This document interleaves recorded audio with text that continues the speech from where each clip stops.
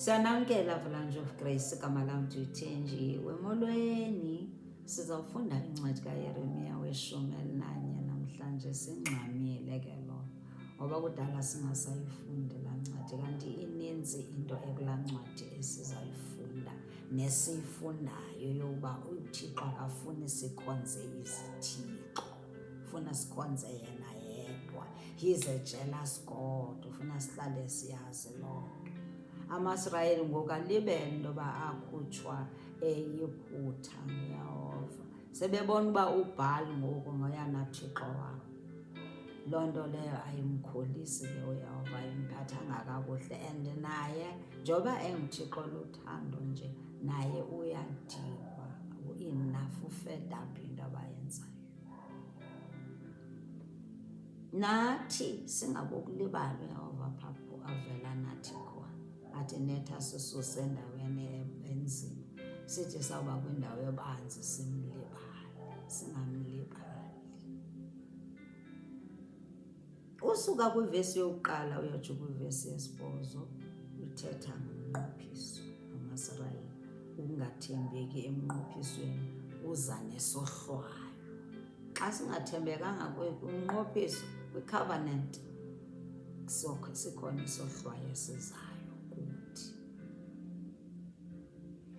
Verse 1, ilizwi elafikayo kuYeremiya livela kuYehova lisithi, verse 2, waveni amazwi alo mnqophiso, nithethe kumadoda akwaYuda nakubemi baseYerusalem. 3, uthi kubo, utsho uYehova, uThixo kaIsrayeli, ukuthi mayiqalekiswe indoda engawevayo amazwi alo mnqophiso.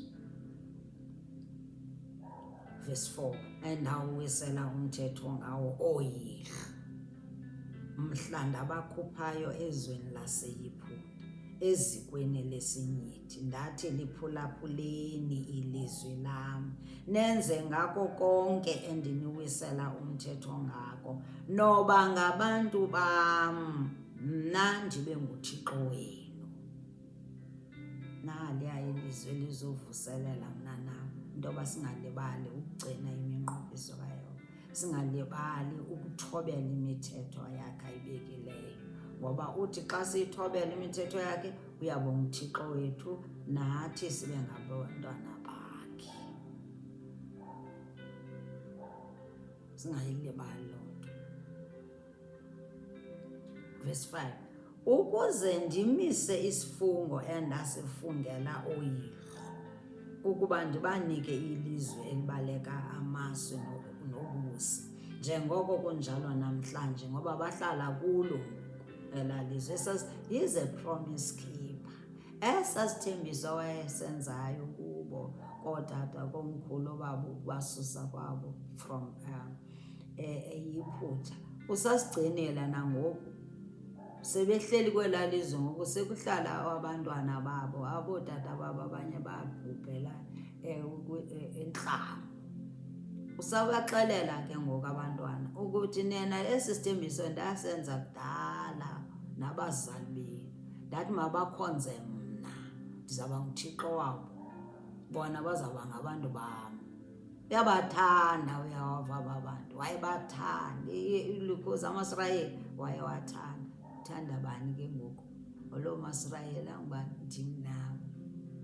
Uba unoYesu empilweni yakho, ncede wamkele uYesu, yamkela uYesu, uzoba ngumntana kaYesu, uzoba ngumntanakhe. Uyakuphuma ngapha namhlanje uweli gqirha, namhlanje kweliya, abazukunceda, abazukwenzela niks. Yo. Verse 6, wathi uYehova kum, wamemeza, uthatha lo mprofeti uYeremiya, wamemezela amazwi onke emizini yaseYiphutha, hamba uyoshumayela ubaxelele le nto endithetha. Nasezitrateni, ume ezitrateni ushumayela ubaxelele zaseJerusalem. Uthi kubo, yivani amazwi alo mnqophiso niwenze. Nathi ufuna senze kanjalo, sethi sifunde iBhayibhile siyenze, singoneli nje ngokuyifunda iBhayibhile. Masiyenze thina kuqala. 7. Ngokuba ndaqononondisa ndiqonondisile koyihlo mhla ndabakhuphayo ezweni laseYibhithe, kunanamhlanje ndiyaqononondisa. Kwakusasa ndisithi liphulaphuleni ilizwi lam. Siphulaphuleni ilizwi likaYehova. uYehova akawuphuli umnqophiso. Itsho njalo indumiso 89 verse 34. Ithi uYehova uthi kuthi, andisayikuphula umnqophiso wam. Lingasoze liwe phantsi ilizwi endalithethayo. Uthi ke ngoku akasoze ajike into yayiphuma emlonyeni wakhe. Le ayibhalela iBhayibhile soze ayijike, soze awuphula umnqophiso wakhe nathi. Ubune-covenant nathi, une-covenant. What a powerful encouragement kwixesha elikhoyo ngoku apho singayazi nokuthi masimkhonzele uYehova ngenxa yobunzima. Asazi noba masimkhonze, nasazi noba masingamkhonze. Mkhonze noba sekunzima kanjani. Khonza ngoba nango yana Thixo inyaniso. This is a word of truth. Khonza uYehova, ungabi sajikeleza kwi-end times. Usincede. Verse 8. Ke abevanga abalithobanga iindlebe zabo, bahamba elowo ngobungqola beentliziyo zabo neentliziyo zabo ezinobubi. Ndisuka ke ndazisa phezu kwabo onke amazwi alo mnqophiso, ndabawisela umthetho ngawo ukuba bawenze, abawenza.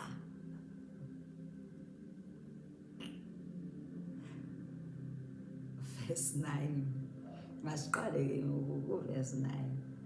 Uverse 9 ngoba ngoku lapha uphele ngokwesitsho into ukuthi nje ndibawisele la mnqophiso, ndibaxelele izinto amabazenze, ndabaxelela nezithembiso, ndazenza izithembiso abazenzanga.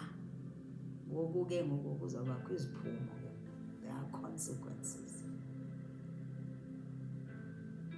Siyavuselelana into yokuba makhe sibuyeleni kuYehova, masibuyeleni kuYehova. Akazusibalela into ukuthi hayi benihambeleni, usifuna back to him, so masibuyeleni kuye. Verse 9.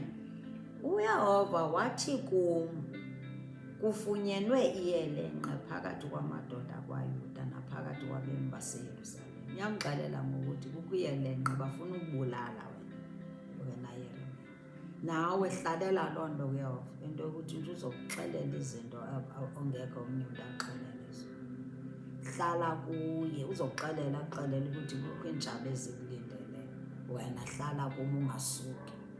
Uyamxelela ngokuthi kukho iyelenqe elikhoyo bafuna ukubulala wena.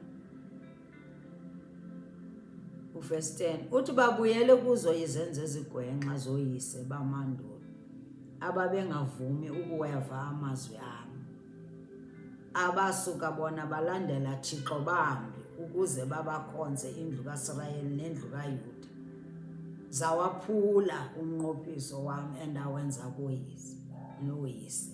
Verse 11. Ngakho oko utsho uYehova ukuthi, yabona ndibazisela ububi. Verse 11. Uthi ndibazisela ububi. Enough ngoku. Uthi ndibazisela ububi abangayi ukuba nako ukuphuma kubo, bakhale kum ndingabaphulaphuli. South Africa singake sifikelele kuloo ndawo yokuba nje uYehova angayimameli imithandazo yethu. Singake singesivume ukuba njena kube kubi ukudlula oku. Masibuyeleni kuYehova. Masibuyeleni sizithobe, sirepente, sitsho sithi singaboni, sixolele Yehova. Simelele South Africa, masimeleni South Africa. Sithi Lord sincede, sixolele on behalf of this nation. Asuzuvuma kube nzima ukudlula oku. Udikiwe ngoku apha kuverse 11. Udikiwe uthi nje nabazaza kum uthi bakhale kum uthi sendibaphulaphula. Yo. Verse 12. uthi iyakuhamba ke imizi yakwaYuda nabemi baseYerusalem bakhale koothixo abaqhumisela kubo bangabasindisi. Athi bazawukhala bakhale, bazawuya nakwabathixo wabo, abathixo babo kwezaa zithixo zabo, kwababhali babo. Athi ababhali bazobanceda. Uthi bazawuya kwabathixo babaqhumiselayo bangabasindisi nokubasindisa ngexesha lobubi. Asisukeni kwezi zinto esizikhonza esizenza izithixo, ngoba zixa kukuba bazosinceda. Ungahlali uyazi into ukuthi le oyenzayo nalo thixo wakho awuboniwe mahluko. Suka ubuyele kuYehova. Asibuyeleni kuYehova. Yho, bazosinceda bakwazi nothetha. Verse 13, ngokuba ngangenani lemizi yakho babangako oothixo bakaYuda, ngangenani lezitrato zaseYerusalem babangako izibingelelo nezamisela into elisikizi, izibingelelo zokuqhumisela kukaBhali. Hey, verse 14, wena ke musa ukubathandazela. Uthetha noYeremiya, uthi usubathandazela nobathandazela. Bazawuya kwabathixo babatshintsha abathixo ababaqhumiselayo bebhaka izonga. Beke bayobeka phaya. UThixo ongathethiyo nothethwa ungava nokuthi kuthiwayo. Akasincede uThixo, makasikhuphule, akakhulule iSouth Africa kula makhamandela. Akasincede kwi-end times uThixo. Yeza, oh Lord, touch their hearts, Lord. Verse 14, wena ke musa ukubathandazela. Uthi usubathandazela ngaba bantu. Ungaphimiseli ukuhlahlamba kwakho nakuthandazana ngenxa yabo, ngokuba andiyukuva. Noba uyathandaza ndizukuva nokukhala kwabo. Ungabathandazela aba bantu ngenxa yobubi babo. Verse 15, ifuna ntoni intanda yam endlini yam isenza amayelenqe nje? Uthi bahamba bengena ecaweni zam baye ezitempileni zam, kodwa njena abayigcini imithetho yam. Bafunane ezicaweni nasezitempileni bengamameli uYehova. Tsho njalo. Senze sure kwi-end times uba uhamba icawa, hamba icawa. Ungahambi icawa besohamba uphinda uya kwabathixo kwezi zithixo, ngoba ikhona into embi ezasehlela xa senza kanjalo. Uthi isibhambathiso nenyama engcwele yokususana ububi babo kuwe, ubungandula udlamke kafune nje. Verse 16, uYehova wakubiza ngegama lokuba ungumnqumba oluhlaza olumpuswa osiqhamo sihle, wafaka isikhuni kuwo, kukho isandi sengxabashitshi enkulu, aviveka amasebe awo. uYehova wemikhosi owatyalayo uthethe ukubi ngawe, udikiwe ngokungamaSirayeli, udikiwe ngoku. Asiyeke kwiverse 18, iyelenqe lokumbulala. Ela yelenqe bemxelele ngalo nali ngoku liyenzeka. Kuverse 18 kukho iyelenqe lokumbulala umprofeti eAnatoti. iAnatoti yi-hometown yakhe, itawuni yakhe eyakhe. Ufuna ubulawa ngabantu bakhe abamaziyo eAnatoti. Kulavela khona ke, kulapha akhulele khona. Bafuna ubulawa, ufuna ubulawa ngabo bona kanye aba befemeli yakhe nezajomi zakhe. Zithi makayeke laa nto ayenzayo, bafuna umbulala. So nawe xa kukho izinto eziwehlela ezimbi ezifuna umbulala, uhlalele loo nto kuYehova, soze bakwenze nto. Baza kwenza, bangakwenzani xa usesandleni sikaThixo? Bangakwenzani? Uzawubona apho, ufune ufunde le ncwadi kaYeremiya, uzawubona ukuthi bazawubenzani. Nothing. Ngoba ngoba ngantoni bambelele kumanqoko, bambelele kwintsimbi edlezini, bambelele kwidwala lamadwala, iqhala lamaqhawe. Oh, haleluya! Akuzela kalali kaYehova ejonga abantwana bakhe. Kholelwa kwilizwi. Uthe ilizwi lakhe alithethileyo soze ayijike into ayithethileyo. Masikholelweni kwilizwi. Uthi into endiyithethileyo soze ndijike, soze ndiwaphule, ndiwuphule umnqophiso wam. Namazwi endiwathethileyo asoze ndiwajike, soze ndijike.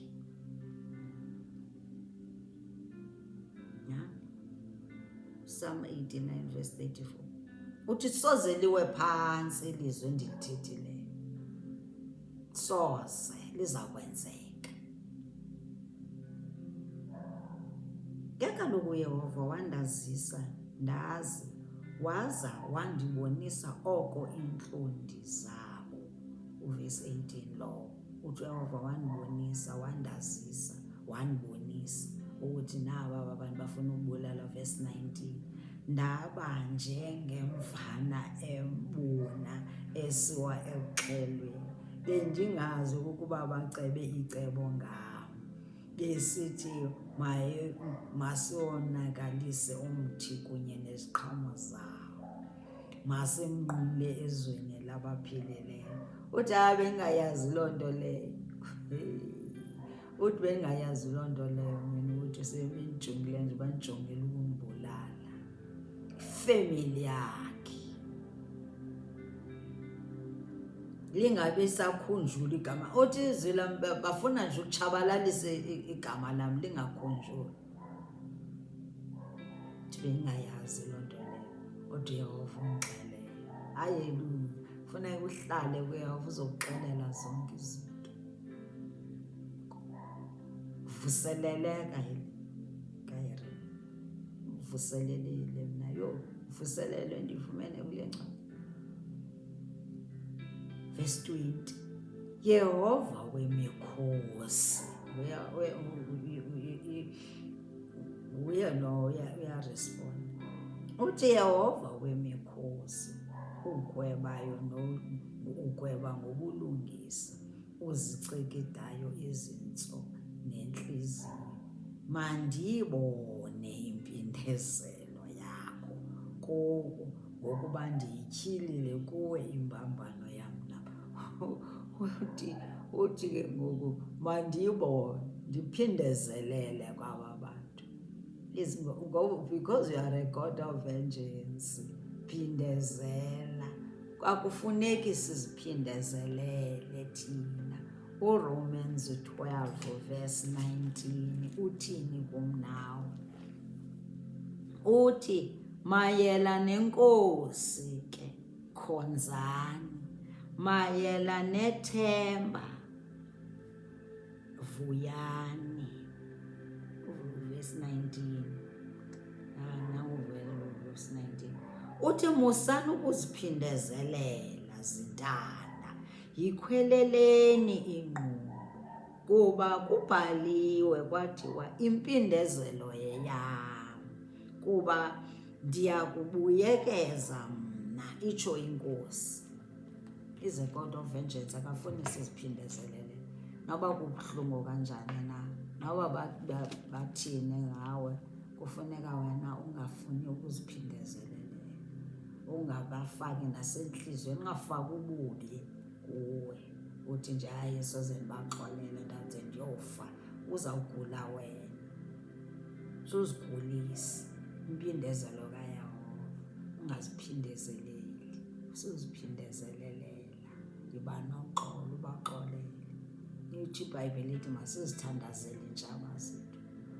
Nawo abangasifuniyo, ithi iBhayibhile masibathandazele, sibathande kakhulu, sibathandele le nto besizonda bengasithandi. Athandele kanye loo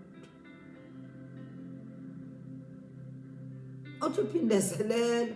Uthi uYeremia, bafuna undibulala. Hayi, bendingazazi into ukuthi sebefuna ususa igama lam. Athi Yehova, Thixo wam, ndincede kuphindezelele. Suse emehlweni wakho, basuse. kanti uyehova unexesha lakhe, yonke into uzayenza ngexesha lakhe. Verse 21.